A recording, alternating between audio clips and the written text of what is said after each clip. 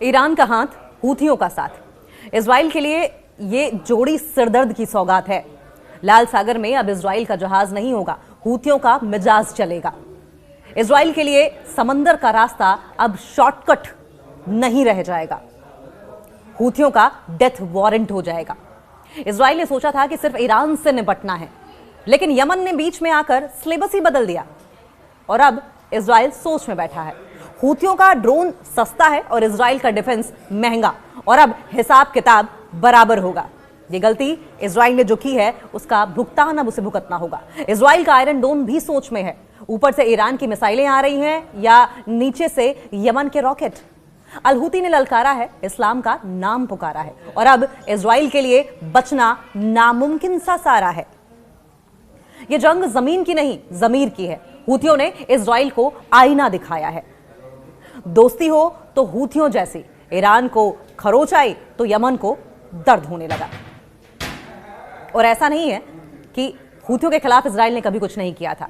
हूथियों का return gift Israel के लिए अब लाल समुंदर पार करना मुश्किल होने वाला है।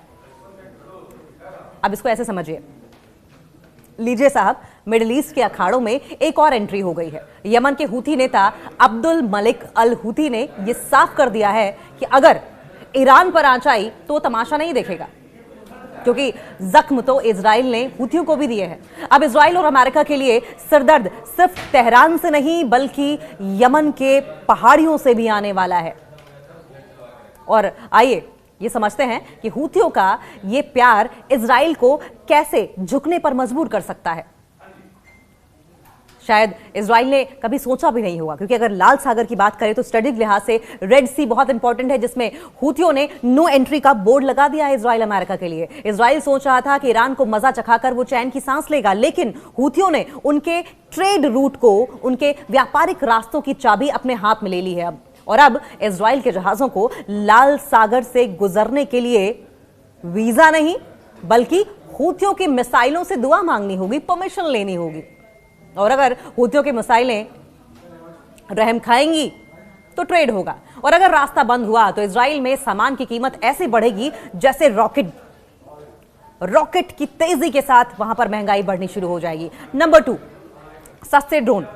हूथियों के पास एक बहुत बड़ी पावर यह है कि उनके पास सस्ते ड्रोन है और उधर महंगा आयरन डोम है। एक तरफ सस्ते ड्रोन, दूसरी तरफ महंगा आयरन डोम। इजराइल का आयरन डोम बहुत ही हाईटेक है, लेकिन हूथियों के पास वो जुगाड़ है, वो जुगाड़ू ड्रोन है और मिसाइलें हैं जो बहुत सस्ती पड़ती हैं। अब इजराइल को लाखों डॉलर की मिसाइलें दागनी पड़ेंगी सिर्फ उन ड्रोन्स को गिराने के लिए जो शायद हूथियों ने पॉकेट मनी से ही बना लिए हो, या तो अब इसे इस तरीके से कह लीजिए, ये तो वही बात हुई कि मक्खी मारने के लिए तोप चलाना पड़ा और तोप चलाने में ही इजराइल बर्बाद हो जाएगा। इस्लाम पर हमला, इमोशनल कार्ड की भी एंट्री हो चुकी है। अल हूती ने इसे इस्लाम बनाम दुश्मन की लड़ाई बताकर मामला ही बदल दिया है। और अब यह सिर्फ 2 देशों की जंग नहीं रही है, बल्कि एक धार्मिक मोर्चे की शक्ल ले चुकी है। इजराइल ने सोचा था कि वो ईरान को अलग थलग कर देगा, लेकिन यहां तो हूथियों ने भाईचारे का ऐसा हाथ बढ़ाया है कि अमेरिका और इजराइल अब नए मैप देखने पड़ेंगे उन्हें।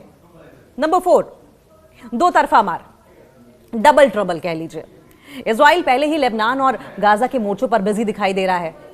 अब इतने मोर्चे खोलेगा तो कहां कहां से निपटेगा, कहां कहां से रिसोर्सेस लाएगा, कितनी मिसाइलें लाएगा, कितने आयरन डोम खड़े करेगा, कितने सैनिक लाएगा, ये बात इजराइल ने पहले सोची नहीं। और अब यमन से आने वाली धमकियों ने उनकी 2 फ्रंट वॉर की प्लानिंग को भी 3 फ्रंट बना दिया है। इजराइल की सेना कितनी भी ताकतवर हो, लेकिन हर तरफ से पत्थर आएंगे तो शीशे के घर को तो खतरा होगा ही। और वैसे भी जिनके घर शीशे के होते हैं वो दूसरों के घरों पर पत्थर नहीं फेंका करते। तो कुल मिलाकर बात यह है कि हूथियों ने इजराइल को बता दिया है कि पिक्चर अभी बाकी है मेरे दोस्त। ईरान को छोड़कर इजराइल ने जो मधुमक्खी का छत्ता छेड़ा है, उसमें अब यमन वाली हूथी मधुमक्खियां भी डंक मारने को तैयार हो गई हैं। अब संभवतः इजराइल को समझ आए, लेकिन इजराइल समझने को तैयार नहीं है। बात यह है कि यमन का ईरान को भी समर्थन है। अमेरिका इजराइल के खिलाफ एक नया मोर्चा खोलकर बैठा है। यमन के हूथी नेता अब्दुल मलिक अल हूथी ने हाल ही में एक कड़ा बयान जारी किया, एक ऐसा बयान दिया जिससे इजराइल अब परेशान घूम रहा है, क्योंकि इजराइल को डर यह है कि तमाम देश अगर एक हो जाएंगे तो इजराइल का क्या होगा। ईरान के प्रति अपना पूर्ण समर्थन हूथियों की ओर से घोषित कर दिया गया है, डिक्लेयर कर दिया गया है। और यह स्टेटमेंट उस समय आई जब क्षेत्र में, जिस पूरे रीजन में टेंशन अपने चरम पर है। यह पूरा विवाद, इसके मेन पॉइंट्स क्या है, यह समझते हैं। इस्लाम और मुसलमानों पर युद्ध की बात कह दी है, इस्लाम और मुसलमानों पर जंग की बात कह दी है। अल हूती ने इजराइल और अमेरिका द्वारा ईरान पर किए गए हमलों को लेकर केवल एक राजनीतिक टकराव नहीं कहा, बल्कि इस्लाम और सभी मुसलमानों के खिलाफ युद्ध करार दिया है। इस्लाम और सभी मुसलमानों के खिलाफ जंग करार कर दी है। और उनके मुताबिक ये आक्रमण, ये अटैक केवल ईरान तक सीमित नहीं है, बल्कि इसका मोटिव, इसका उद्देश्य पूरे मिडिल ईस्ट को डिस्टेबलाइज करना है। नंबर 2, हूथियों की अगर भूमिका की बात करें, तैयारी की बात करें, तो हूथी नेता ने यह साफ साफ कह दिया है कि उनका संगठन, उनकी ऑर्गेनाइजेशन ईरान और वहां की जनता के साथ कंधे से कंधा मिलाकर चलेगी, कंधे से कंधा मिलाकर खड़ी है। उन्होंने ये वार्निंग दी है कि वे किसी भी स्थिति में और विकास के लिए पूरी तरीके से तैयार है। किसी भी तरह का डेवलपमेंट होगा, किसी भी तरह की सिचुएशन आएगी, हूथीज इजराइल से मुकाबला करने के लिए तैयार हैं। इसका सीधा मतलब यह है कि हूथी ग्रुप्स आने वाले समय में इजरायली या फिर अमेरिकी हितों के खिलाफ सैन्य कार्रवाई तेज कर सकता है, यानी खुलकर हूथी इजराइल के खिलाफ सामने आ सकते हैं। लेकिन इस टेंशन की अगर बैकग्राउंड की बात करें तो 28 फरवरी की घटना, जब टेंशन बढ़ी थी, जब 28 फरवरी को इजराइल और अमेरिका ने ईरान पर एक जॉइंट अटैक किया था, एक साथ मिलकर इन्होंने अटैक किया था। ईरानी अधिकारियों के दावे के मुताबिक इस हमले में लगभग 1300 लोग मारे गए थे, 10,000 से ज्यादा लोग घायल हुए थे। और सिर्फ इतना ही नहीं, इसी के जवाब में बाद में ईरान ने उन गल्फ कंट्रीज, उन खाड़ी देशों इराक और इजराइल पर ड्रोन और मिसाइल से अटैक किए जहां पर अमेरिकी मिलिट्री बेसेस हैं, जहां पर अमेरिकी सैन्य ठिकाने हैं। नंबर 4, इसका प्रभाव क्या होगा? देखिए, क्षेत्रीय युद्ध का खतरा बढ़ जाएगा, रीजनल क्लैशेस बढ़ेंगे। हूथियों के इस खुले समर्थन से लाल सागर यानी कि रेड सी और आसपास के समुद्री इलाके की अगर बात करें, आसपास के समुद्री व्यापार मार्गों पर खतरा बढ़ सकता है।